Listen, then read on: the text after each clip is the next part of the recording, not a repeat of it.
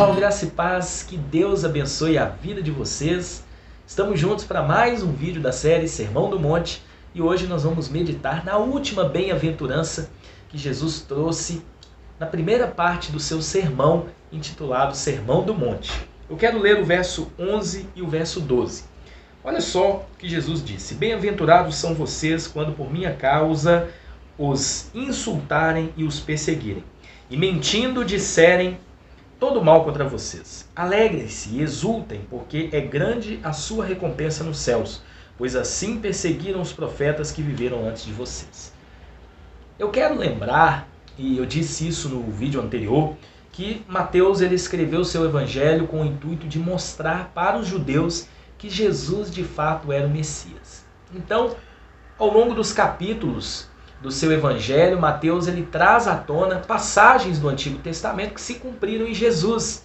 Ele o tempo todo demonstra para o seu público que Jesus é o cumprimento de todas essas profecias. E ele trouxe esse Sermão do Monte, que na verdade é um sermão que nos ensina com relação à parte prática do evangelho e o cumprimento da antiga aliança em Jesus Cristo, que trouxe uma nova aliança. Então ele traz diretrizes da própria lei de Moisés, porém diretrizes que hoje são aplicáveis na nova aliança que Jesus Cristo trouxe, onde na cruz do Calvário ele cumpriu e levou sobre si as nossas transgressões, a parte cerimonial também se cumpriu nele, então ele já traz uma parte prática de como é viver segundo esta nova aliança, trazendo à tona a mensagem das boas novas. E ele encerra o versículo 12 dizendo, que mesmo quando somos perseguidos por causa dele, por causa de Cristo, é grande a nossa recompensa, pois assim também perseguiram os profetas. Os profetas do Antigo Testamento também foram perseguidos, principalmente lá naquele período, onde reis ímpios reinavam em Israel, em Judá. E os profetas foram perseguidos, muitos foram mortos a mando de reis que não eram tementes a Deus. Porque esses profetas, eles traziam a mensagem de Deus. Eles não se preocupavam em agradar os seus ouvintes, mas na verdade eles estavam ali para trazer a mensagem de Deus. Dizer aquilo que Deus queria dizer, e não aquilo que as pessoas queriam ouvir. E Jesus ele também trouxe algumas diretrizes no Sermão do Monte que talvez muitos ali não gostaram, principalmente os religiosos, porque Jesus fala muito a respeito da justiça, fala muito a respeito de ter misericórdia, fala muito a respeito de ser pacificador, limpo de coração. E talvez os religiosos, que ostentavam ali uma falsa religiosidade, eles não gostaram muito daquilo que Jesus estava trazendo naquele momento. Só que é interessante que nós temos aqui um entendimento muito claro, que são bem-aventurados, ou seja, estão plenamente satisfeitos, são felizes, são alegres, são abençoados os perseguidos por causa de Cristo. Ele diz, olha, quando vocês foram perseguidos por minha causa, quando eles insultarem vocês e perseguirem vocês e até falando mentiras sobre o respeito de vocês, vocês são bem-aventurados. Alegrem-se, regozijem-se.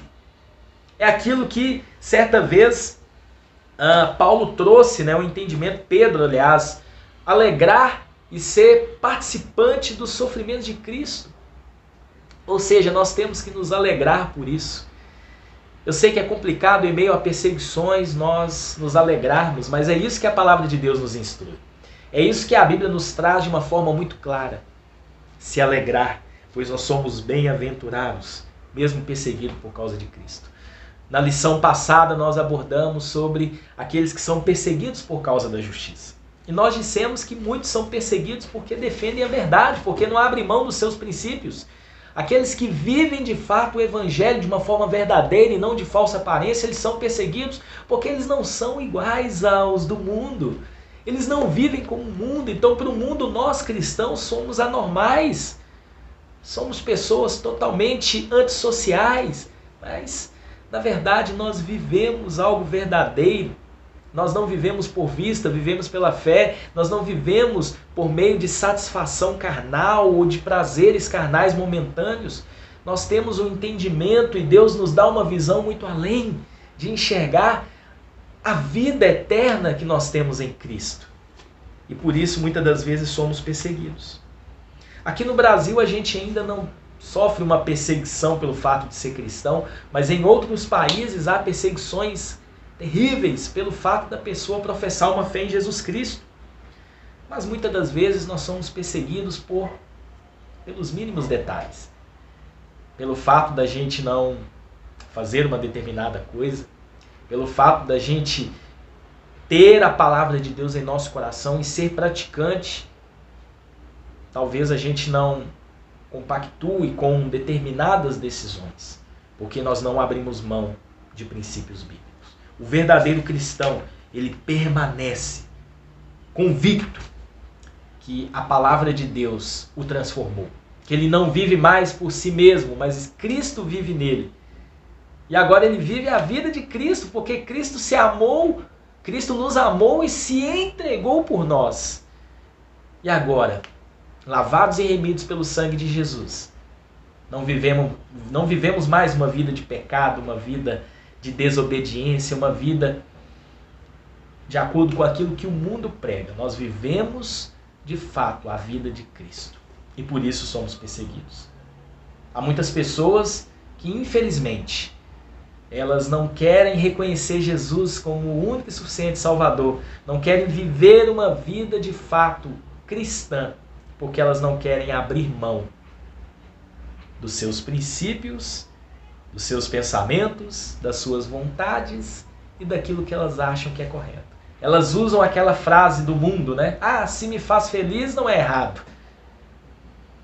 A Bíblia chama isso de falsa aparência, falsa piedade. Há doutrinas que os homens inventam que são enganos, mas só a Bíblia nos traz diretrizes para vivermos de acordo com a vontade de Deus. A Bíblia não está ultrapassada. Nós não devemos atualizar a Bíblia. Não. Nós que devemos ler as Escrituras, viver, meditar e praticar. Não é a Bíblia que vai se adaptar aos nossos costumes. É nós que vamos se adaptar à Bíblia. Pois a Bíblia nos traz a verdade. Então, a recompensa que nós temos por ser perseguidos por causa de Cristo é a vida eterna, é a salvação, é estar plenamente satisfeito, é ser feliz e não simplesmente ter uma alegria momentânea. O mais importante não é ter, o mais importante é ser feliz de verdade. E nós só somos felizes, nós só somos bem-aventurados quando nós temos Jesus Cristo como nosso Senhor e Salvador das nossas vidas. Para encerrar, eu quero ler 2 textos. Um texto que está lá em 1 Pedro, capítulo 4, a partir do versículo 16. Olha só o que o apóstolo Pedro nos diz. Mas se sofrer como cristão, não se envergonhe, pelo contrário, glorifique a Deus por causa disso, porque chegou o tempo de começar o juízo pela casa de Deus, e se começar por nós, qual será o fim daqueles que não obedecem ao Evangelho de Deus? E se é com dificuldade que o justo é salvo, que será do ímpio e do pecador? Por isto também os que sofrem segundo a vontade de Deus entreguem a sua alma ao fiel Criador na prática do bem. O apóstolo Pedro nos diz claramente que, mesmo que com dificuldade, com provação, com perseguição, a porta ela é estreita mesmo, mas essa porta estreita nos leva à salvação e vida eterna em Cristo Jesus. Se estamos sofrendo hoje, esse sofrimento é momentâneo. Se estamos sendo perseguidos hoje, isso tudo é momentâneo. E por fim, 2 Coríntios 4, versículo 16. Paulo diz assim: por isso não desanimamos. Pelo contrário, mesmo que o nosso ser exterior se desgaste, o nosso interior se renova dia a dia. Porque a nossa leve e momentânea tribulação produz para nós um eterno peso de glória acima de toda comparação, na medida que não olhamos para as coisas que vêm, mas para as coisas que não se veem. Porque as coisas que se veem são temporais, mas as que não se veem são eternas. Como eu disse, nós não vivemos por vista, vivemos pela fé naquele que se entregou e deu a sua vida em nosso favor. Que Deus te abençoe e que você seja não apenas ouvinte, mas praticante de toda essa verdade.